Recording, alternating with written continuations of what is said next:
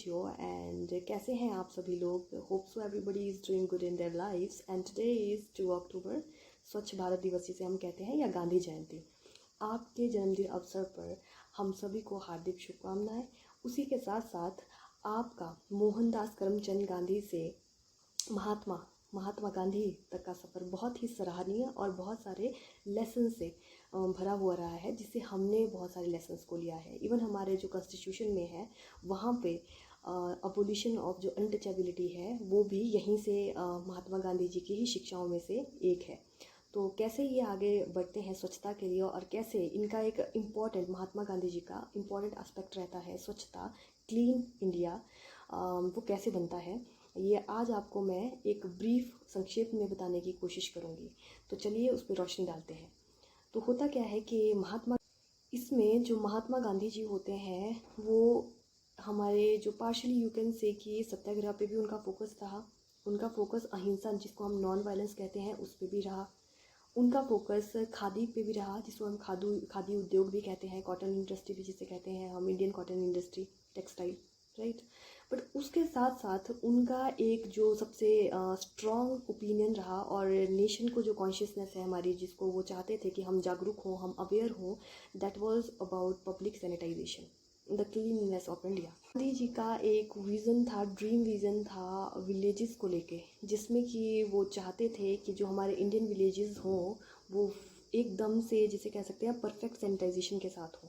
एक perfect sanitisation का एक सिस्टम हो हमारे विलेजेस में, जहाँ पे जो अवॉइडेबल डस्ट है, स्ट्रीट डस्ट है या फिर स्ट्रीट क्लीननेस है, उसको भी उन्होंने साथ में जोड़ा। उन्होंने वाटर क्लीननेस को जोड़ा, जो वेल्स के ट्यूबवेल्स होते हैं हमारे, वेल्स को क्लीन करने का कार्य भी उसमें जोड़ा। इन हिज बुक जो उन्होंने एक बुक लिखी और उसका नाम था Ashram observances in action. In his book he wrote that जितनी भी असेंशियल सर्विसेज होती हैं, सीक्रेट सर्विसेज या हम जिन्हें कहते हैं सैनिटाइजेशन से पब्लिक, जो हमारे सैनिटाइजेशन होती है उससे जुड़ी हुई, उसको निगलेक्ट करती है हमारी सोसाइटी ही। हमारी सोसाइटी ही खुद ही निगलेक्ट कर देती है इन एसेंशियल सर्विसेज को। They don't consider this service, the cleanliness of villages or cleanliness of their street, as essential services. For this उनका जो एक आश्रम होता है वो एक आश्रम बनाते हैं और उस आश्रम में वो मेक श्योर करते हैं कि जो उसके मेंबर्स हैं वो सारे काम अपने हाथों से स्वयं द्वारा ही करें। कोई बाहर से आके जो लेबर नहीं आएगी, कोई भी इंसान बाहर से नहीं आएगा, अपना काम स्वयं ही किया जाएगा। आश्रम में जो कार्य थे उनका अलॉटमेंट, कौन से कार्य थे जिनका अलॉटमेंट किया गांधी जी द्वारा, कहा गया कि खुद ही करने हैं, बाहर से कोई लेबर नहीं आने वाली है। तो ये कार्य थे कि पहले तो सबसे पहला था कि installation of latrines, good sanitization के लिए, पब्लिक हेल्थ के लिए, ताकि कोई आउटब्रेक ना हो किसी डिजीज़ का। उसके लिए उन्होंने इंस्टॉलेशन ऑफ लैट्रिन्स करी एंड मेक श्योर किया कि बाहर से कोई लेबर नहीं आएगी वहाँ पे उसकी सफाई के लिए, लैट्रिन्स की, वो खुद ही मेंबर्स द्वारा की जाएंगी, अलॉट की जाएगी ड्यूटीज़ को। वैसे क्या होता था कि इन जनरल कि बाहर से जो एक इंसान आता था साफ़ करने के लिए, उसे वो अनटचेबल कहते थे, अनटचेबिलिटी यहीं से आई थी। तो महात्मा गांधी जी ने अबॉलिश कर दिया अनटचेबिलिटी को। उन्होंने कहा ये कार्य भी हम खुद ही करेंगे, हमारे मेंबर्स द्वारा ही किया जाएगा। Environment of this consciousness about public sanitization कहाँ से मिलती है ये महात्मा गांधी को? जी हाँ, ये इनको मिलती है साउथ अफ्रीका से, जहाँ पे ये एक टॉल्स्टॉय फार्म होता है, वहाँ पे वो रहते हैं। और एक और बात कि जो टॉल्स्टॉय है, इनका महात्मा गांधी जी के जो जीवन है, जो लेसन्स उन्होंने पढ़े या सीखे, बहुत गहरा इम्पैक्ट रहा। और टॉल्स्टॉय की जो टीचिंग्स होती हैं, तो ये आप मुझे कमेंट्स में बताएंगे कि जो टॉल्स्टॉय होते हैं वो किस तरह से गांधी जी से रिलेटेड होते हैं और वो कौन से गुरु होते हैं गांधी जी के। चलिए आगे इसमें देखते हैं कि सैनिटाइजेशन का कैसे उन पर इम्पैक्ट हुआ टॉल्स्टॉय फार्म से। तो वहाँ पे क्या होता था कि मेंबर्स जो रहते थे, कुछ मेंबर्स जो थे वहाँ के, तो उनको पानी लाना होता था, 500 मीटर्स की दूरी पे था आसपास उसके लगभग। तो पानी फैच करके लाना होता था, भर के लाना होता था, और कोई लेबर उन्होंने हायर नहीं करी थी। सारे जो वहाँ पे फार्म के काम होते थे, टॉल्स्टॉय आश्रम में जो उनका फार्म था, वहाँ पे सारे कार्य जो मेंबर्स होते थे वो खुद ही करते थे और सुनिश्चित करते थे कि सारे कार्य, चाहे वो कुकिंग हो, चाहे वो सैनिटाइजेशन का हो, चाहे वो क्लीनिनेस का हो, या फिर मॉपिंग का हो, या फिर पोछा झाड़ू पोछा का काम हो, वो सारा ही किसी लेबर द्वारा नहीं होगा, वो खुद ही करेंगे। बाहर से कोई हायरिंग नहीं होगी किसी पर्टिकुलर पर्सन की फॉर एनी वर्क। तो वहाँ से उन्होंने ये सीखा कि अपना कार्य अगर सभी अपने आप करें तो कोई भी आउटब्रेक होने का या फिर किसी बीमारी के आउटब्रेक का खतरा ही नहीं है। ये जो कार्य जो ये पूरे टॉल्स्टॉय फार्म में ये करते थे, इनका कोई ना कोई एक इंचार्ज वो हायर करते थे, और ये इंचार्ज मेक श्योर करता था कि जितना भी वर्क इन्होंने अलॉट किया है ये सही डायरेक्शन में और सही तरीके से हुआ है या नहीं। और इसके लिए वो इंस्पेक्शंस करते थे टाइम टू टाइम। हो सकता है एक वीक में कर रहे थे और उसके साथ साथ कभी कभी एक मंथ में भी होती थी। और ये जो हमारे कार्य इन्होंने अलॉट किए थे ये थे कुकिंग डिपार्टमेंट। उसके साथ साथ जिन पे ज़्यादा उन्होंने फोकस किया that was on public sanitization, cleanliness of environment. तो जो ये क्लीनिनेस ये करते थे, सैनिटाइजेशन की जो क्लीननेस है, ये अपने आप ही खुद ही के मेंबर्स करते थे, आपस में वर्क को अलॉट करते हैं Mahatma Gandhi ji. A small spade is the mean of salvation from great nuisance. What is the meaning of this? He said कि अगर स्मॉल जो लोग होते हैं, जो लोग हैं, मेंबर हैं हमारी सोसाइटी के, हमारे जैसे उनके फार्म में थे, अगर वो थोड़ा थोड़ा कार्य कर देंगे तो जो बड़ा आउटब्रेक ऑफ किसी बीमारी का हो सकता है तो उसको टाला जा सकता है, उसे रोका भी जा सकता है, कम्प्लीटली उसको हम रोक सकते हैं। In another book of Mahatma Gandhi ji, My Experiment with Truth, in 1897 there was an outbreak of plague, a disease जिसको हम प्लेग कहते हैं, उसका होता है आउटब्रेक बॉम्बे में। और महात्मा गांधी जी यहाँ पे अपनी सर्विस को ऑफर करते हैं। He offered he services into the department of state department of public sanitization. इस तरह से उन्होंने पब्लिक सैनिटाइजेशन में अपने जो सर्विस को है वो वहाँ पे ऑफ़र करते हैं। एंड इसमें क्या करते हैं महात्मा गांधी जी, जो सर्विस वो ऑफ़र करते हैं स्टेट डिपार्टमेंट में जो होता है पब्लिक सैनिटाइजेशन का, उसमें वो इंस्पेक्शंस करते हैं, जैसे कि वो टॉल्स्टॉय फार्म में भी करते थे उनका डिपार्टमेंट की। तो उसमें वो टाइम टू टाइम इंस्पेक्शन करते हैं जाके पब्लिक सैनिटाइजेशन की। और इन्हीं इंस्पेक्शंस के दौरान जो गांधी जी होते हैं उनका जाना होता है अनटचेबल्स के जो होते हैं क्वार्टर्स में जाते हैं, और उन्हें अचंभा होता है देख के, जो वहाँ पे वो सीन देखते हैं। तो होता क्या है कि वहाँ पे जो उनके घर होते हैं, उनके जो क्वार्टर होते हैं, वो इतने सुंदर शानदार तरीके से रंगे होते हैं, पोते गए होते हैं जो गाय का गोबर होता है उससे। उसके साथ साथ जो वहाँ पे यूटेंसिल्स जो रखे होते हैं, कंटेनर्स जो रखे होते हैं स्टील के या फिर कोई और भी कंटेनर होते हैं, थोड़े बहुत जो भी कंटेनर वो रखते हैं, वो इतने सही तरीके से साफ़ किए गए होते हैं, इतने ज़्यादा सुंदर तरीके से क्लीन किए गए होते हैं कि देखते ही बन रहे थे, वो एकदम चमक रहे थे, शानदार लग रहे थे। फिर महात्मा गांधी जी को रियलाइज़ होता है कि यहाँ पे तो कोई आउटब्रेक का खतरा ही नहीं है। There is no danger of any kind of outbreak of disease like plague here because of cleanliness, क्योंकि क्लीन ही इतना था, सुंदर साफ सुथरा ही इतना था पूरा जगह ही।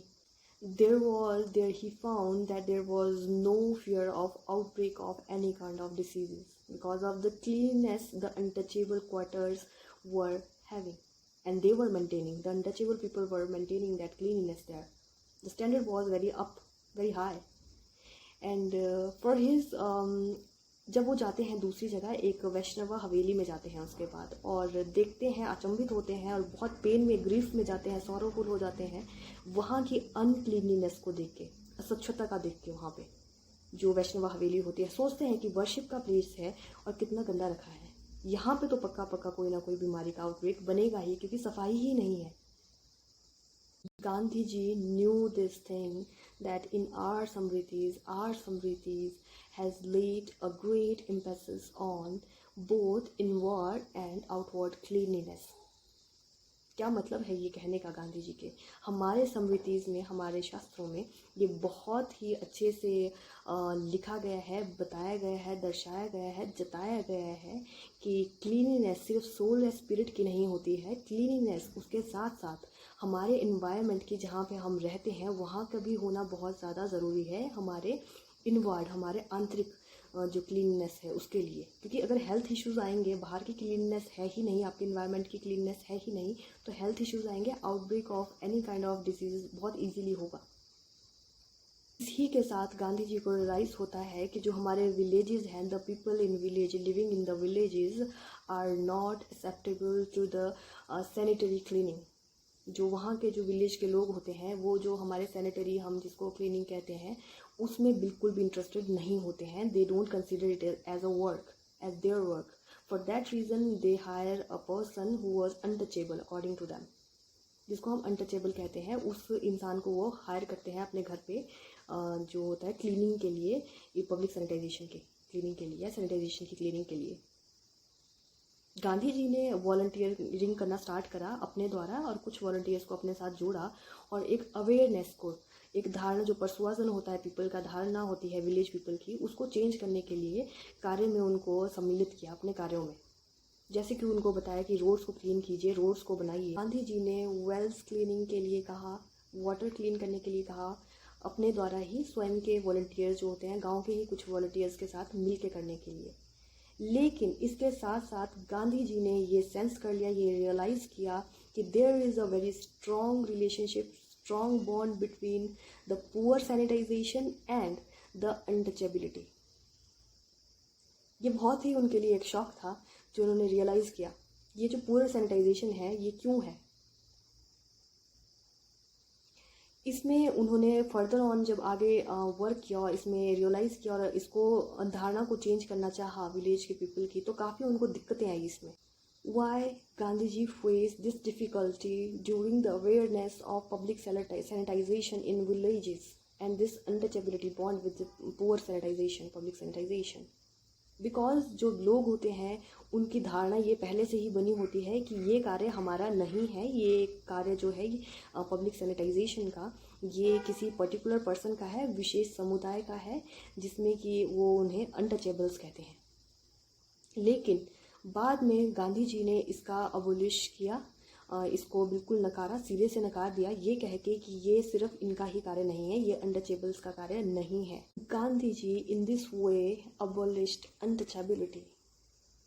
Gandhi ji clearly mentioned that it is not just the prime duty of untouchable to clean the all surrounding the public sanitation too. It is the duty of each and every member of our society individual. We have to give our 100% in every work of our society. It could be public sanitation. And he also mentioned this thing that they have all right to equality, they have all right to rise above in the society. Like the other categories were having the rights, they can have all the rights equal to them. Like they have right to choose their profession, they have right to choose their work. Post independence, the law itself, our law itself abolished untouchability. The vision of Mahatma Gandhi embellished in fundamental right as Article 17. Article 17, which proclaims the abolition of untouchability and forbids its practice in any kind and any form. आपको आज का मेरा ये जो content है ये कैसा लगा? और इसी के साथ साथ हमें स्वच्छता का ध्यान हमें इंडिविजुअली रखना चाहिए, हमारे आसपास को क्लीन करना चाहिए, जैसे कि श्रमदान करके हम कर सकते हैं इंडिविजुअली। हमें ये जो स्वच्छ भारत है दिवस है या गांधी जयंती है, इसको हर दिन को एज अ गांधी जयंती ही मनाना है। ये नहीं केवल कि आज ही हमने श्रमदान किया, नहीं, हमें 365 डेज़ जो हमारे होते हैं, 365 डेज़ में थोड़ा थोड़ा ही सही अगर इंडिविजुअली करेंगे तो कार्य बहुत ज़्यादा होगा और सफाई भी और स्वच्छता का भी ध्यान बहुत ज़्यादा रहेगा। इसीलिए श्रमदान ज़रूर करें, इंडिविजुअली करें। और इसी के साथ साथ मेरे चैनल को सब्सक्राइब करें, लाइक करें, शेयर करें and comments down below. Vande Mataram and जय हिंद, जय भारत।